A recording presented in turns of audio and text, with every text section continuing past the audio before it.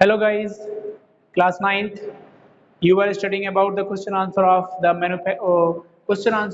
the working institution civics lesson 5. So the first question is SEBC stand for SEBC को क्या कहते हैं या SEBC से आप क्या समझते हैं? What do you mean by SEBC? It is socially economically backward classes, economically और एजुकेशनली बैकवर्ड क्लासेस, सामाजिक, आर्थिक और शिक्षा से पिछड़े लोग जो एसईबीसी को बिलोंग करते हैं, इसी की 27% रिजर्व सीट के लिए अब जो है मंडल कमीशन ने, जिसके हेड बीपी मंडल थे, इन्होंने मंडल कमीशन बनाया और जो गवर्नमेंट ऑफ इंडिया अपॉइंट किया था सेकेंड बैकवर्ड क्लासेस कमीशन जो हुआ था आपका, कब हुआ था? 1789 में हुआ था। 1789 नहीं, 17 में नहीं भैया, 1979 होगा। 1979 सही है। 1979 में हुआ था, देखिए 1979 में, और इसको जो लीड किया गया था या इसके जो हेड थे वो इसमें थे, it was headed by the BP Mandal. ये जो है ये बीपी मंडल, इसमें बीपी मंडल थे, मंडल हेड थे, हेडेड हो गए। और इसके बाद दूसरा क्वेश्चन इसमें है, इसी को also known as the Mandal commission, इसको मंडल कमीशन भी बोला गया, Mandal commission. It is also known as a Mandal commission, SSION। तो अगर आ जाए मंडल कमीशन क्या है, it is appointed by the government of India in 1979, headed by BP Mandal. It is also known as a Mandal Commission. Provide a report for 27% reserved seat compulsory for the SEBC people to the government. तो सरकार से आग्रह किया था मंडल commission ने कि आप ऐसा करें, इतना रिजर्वेशन दें। अगला क्वेश्चन होगा, what was the Mandal commission asked to do? What was the Mandal Commission asked to do? Question number 3 है, What was the Mandal Commission asked to do? क्या करने को कहा? What was the Mandal Commission asked to do?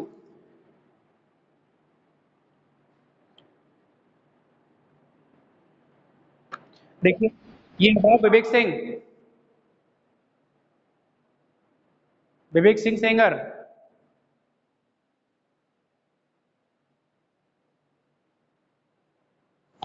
Vivek Singh Sengar हटाइए।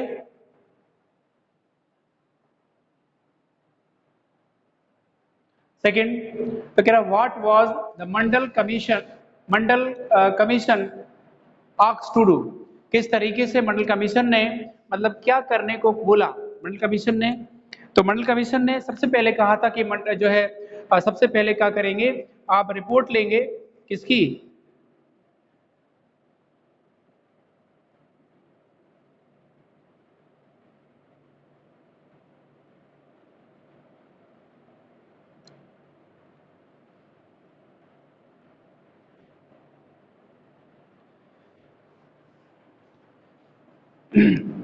मंडल commission सबसे पहले मंडल commission ने बोला कि किस तरीके से हम वो करेंगे। मंडल कमीशन ने सबसे पहले भारत सरकार से आग्रह किया था, रिक्वेस्ट करी कि SEBC क्लासेस के लोगों को, SEBC का मतलब होता है socially economically and backward class के लोगों को क्या दें, 27% रिजर्व दें। लेकिन सबसे पहले उन्होंने एक जांच पड़ताल करी, सबसे पहले जांच पड़ताल करी, मतलब किस एरिया में कितने बैकवर्ड क्लासेस के लोग हैं, कितने क्लासेस कहना चाहिए कि कितने बैकवर्ड क्लासेस के लोग हैं और कहाँ कहाँ से ये लोग आते हैं, और क्या एक इकोनॉमिकली या एजुकेशनली बैकवर्ड हैं, मतलब शिक्षा से और आर्थिक रूप से क्या वंचित हैं। तो इनका पहले सर्वे किया जाए और इसके बाद अगर सच पाया जाए तो इन्हें 27% रिजर्वेशन दिया जाए।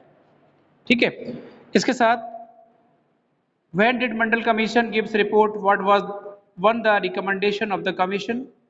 मंडल कमीशन ने रिपोर्ट कब दी? 1979 में कमीशन बनकर तैयार हुआ। दिस कमीशन 1979, और इसके बाद इस कमीशन ने क्या किया कि अपनी रिपोर्ट जो दी थी, जो है गवर्नमेंट को 1980 दूसरे साल यानी कि सेकेंड ईयर में 1979 ने रिपोर्ट मतलब मंडल कमीशन बना, और 1980 में मंडल कमीशन ने भारत सरकार को अपनी रिपोर्ट सौंपी। इसके साथ made many recommendation, one has who was the 27% government jobs be reserve for the socially and educationally backward classes. यही रिपोर्ट में था कि 27% जो है 27% जो गवर्नमेंट जॉब में उन्हें उनकी जो है रिजर्व्ड कर दिया जाए। ये और डिफरेंट रिकमेंडेशन थे। मैनी ऑफ द रिकमेंडेशन कि 1980 में 27% जो गवर्नमेंट जॉब में हमें रिजर्व्ड सीट दी जानी चाहिए। इसके बाद नेक्स्ट है, Why did people react strongly? Mandal commission was approved government of India. लोगों ने, वो कह रहे कि लोगों ने जब मंडल कमीशन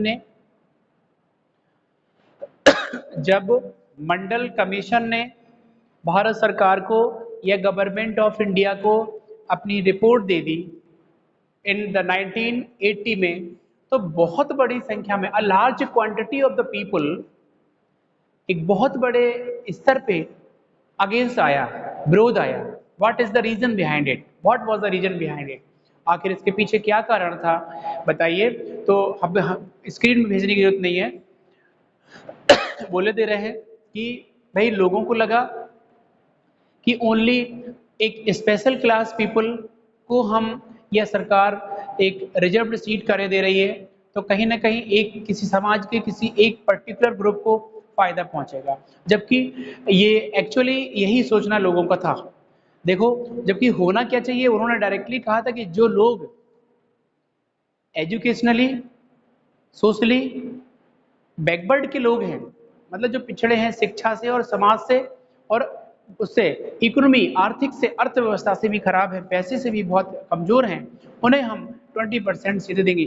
जबकि लोगों का मानना सीधा होता है, भाई किसी भी हम गरीब तबके को रिजर्व सीट करते हैं, मतलब कहने का अगर कोई क्लास में ऐसा बच्चा है जो कम बात करता है, कम बोलता है ना, बहुत ही सीधा साधा है, तो उसे कह देते हैं कि भाई ऐसा करो तो यही आगे बैठेगा, क्योंकि शरारती भी जो होते हैं वो, तो कहीं ना कहीं ये एक प्रॉब्लम है, पूरी दुनिया में ये सब चलता है, इसीलिए वो बैकवर्ड के लिए उन्होंने, लेकिन उलट इसका हुआ था। People react strongly because this decision the government of India affect thousand of job opportunity. लोगों ने इसलिए विरोध किया था कि हजारों जो जॉब्स हैं, जॉब के अवसर हैं, वो निकल जाएंगे आम आदमी के लिए, क्योंकि एक सेलेक्टेड जॉब्स की जो सीट है उनमें से बैकवर्ड क्लास को या इकोनॉमी सोशली बैकवर्ड पीपल को हम दे देंगे, तो आम आदमी को या सामान्य व्यक्ति को या जनरल व्यक्ति को वो सीट घट जाएगी, है ना, ये लोगों का मानना था। इसीलिए उन्होंने एक लार्ज उस पे उसका विरोध किया था। दूसरी चीज है next one, who resolve this dispute, who resolve this dispute, ये डिस्प्यूट आखिर किसने जो है, कहना चाहिए कि क्वेश्चन 5 है, देख लो, हु रिसॉल्व दिस डिस्प्यूट, किसने इस झगड़े को सुलझाया था। तो इंडिया के अंदर, भारत में, अपने देश में एक सुप्रीम कोर्ट दिल्ली में है। सुप्रीम कोर्ट एक सर्वोच्च संस्था है, एक सबसे बड़ा सर्वोच्च न्यायालय जिसे कहते हैं, हाईएस्ट अथॉरिटी, डिसीजंस लेने का अधिकार है, सही गलत परखने का अधिकार है, रॉन्ग एंड राइट क्या है इस पे डिस्कशन करेगा, डेलीबरेशन करेगा, अपने जजों के साथ बैठ के मीटिंग करेगा, क्योंकि सारे एक्सपर्ट हैं, विद्वान लोग बैठे हुए हैं, इन्होंने तो कहना चाहिए कि सारी की सारी जो ये समस्या थी, मंडल कमीशन की रिपोर्ट या मंडल कमीशन या जो है आपका इंदिरा स्वामी भी इसको कहते हैं, इंदिरा स्वामी केस भी कहते हैं इसको। तो इसको निपटाया था सुप्रीम कोर्ट ऑफ इंडिया ने। ओवरऑल जब 11 जजेस की मीटिंग बैठी थी, तब 11 जजेस ने फाइनल डिसीजन लिया था 1992 में, और 8 सितंबर 1993 को ये बात पूरी तरीके से फाइनल हो गई थी कि बस now today this problem came to be end. ये प्रॉब्लम है वो पूरी तरीके से पूर्णतः एंड कर दी जाएगी और ये व्यवस्था पूरी तरीके से समाप्त कर दी जाएगी। एंड का मतलब है कि ये जो डिस्प्यूट था जो लोगों के बीच और मंडल कमीशन के बीच या बैकवर्ड क्लास के लोगों के बीच और सरकार के बीच, वो सब ये समाप्त कर दिया गया। तो देखिए इसका आंसर भी लिखा होगा इसमें, सुप्रीम कोर्ट है उसमें, ठीक है। आ गया उसका, who are the responsible for taking step implement the ministers decisions, civil servant working together responsible taking the step implement decision of the minister.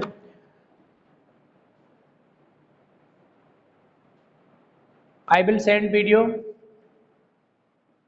I will send PDF and video, no don't worry।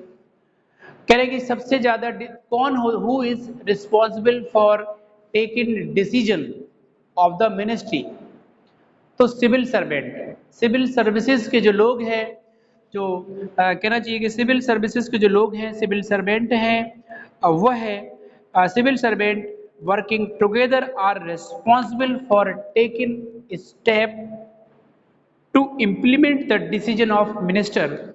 आपने जियो के बारे में पढ़ा होगा।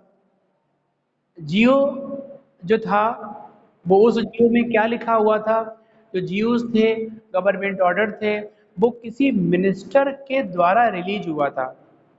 एक बात हुई, minister के द्वारा जियो जब रिलीज हुआ तो वो जियो जब जनता में पहुंचा, पब्लिक में पहुंचा, तो एक मिनिस्टर का आदेश उसमें नहीं लिखा था, उसमें किसी एक सिविल सर्वेंट के साइन थे, किसी एक शासकीय अधिकारी के, किसी एक प्रशासन के किसी अधिकारी के उसमें साइन थे, और उसमें कहा गया था कि इस जियो में आज 13 अगस्त 1990 को ये जो है जियो जारी हो रहा है, और इसमें अब जो है 27% रिजर्व सीट दी जाएंगी, किसको, SEBC के लोगों को। तो डेफिनेटली हम पूछने का जो क्वेश्चन है मेन, वो ये है कि आखिर मिनिस्ट्री के आदेश को कौन फॉलो करता है। आंसर होगा civil servant working together and follow the rules and regulation and many of the law of the people, है ना। तो ये सब चीजें हैं कि मिनिस्ट्री का आदेश पारित जो है करता है, वो करता है कौन। दूसरी बात है, what type of the constitution is the Supreme Court? What type of institution is the Supreme Court? Supreme court किस तरीके का इंस्टीट्यूशन है, सुप्रीम कोर्ट किस तरीके का इंस्टीट्यूशन है, सुप्रीम कोर्ट का आखिर क्या काम है। The task of the supreme court, work of the supreme court, resolve the dispute between two state and the highly matters, जो क्रिमिनल्स केस होते हैं बड़े बड़े फॉरेंस के भी जो है को मिला के, फॉरेंस तो इंटरनेशनल कोर्ट में जाता है, लेकिन फिर भी देश के अंदर के जितने भी दो प्रदेशों के बीच या फिर डिफरेंट जो बड़े बड़े मैटर्स होते हैं उसमें सबसे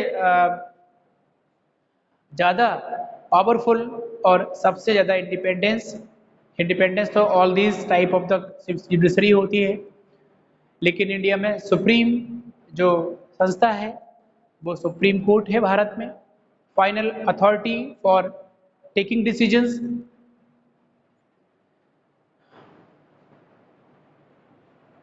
no need of this type of the answer.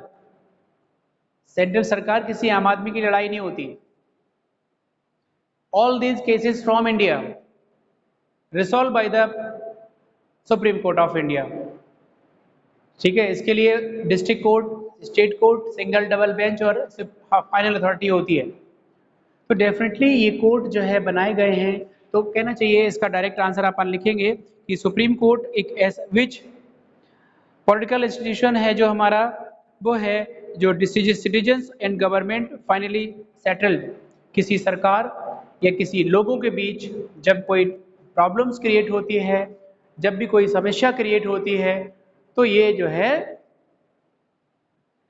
आगे आके डिसीजंस लेता है, सही एक एक्चुअल जो जो कहना चाहिए कि जिसको न्याय मिलना चाहिए उसे मिलता है।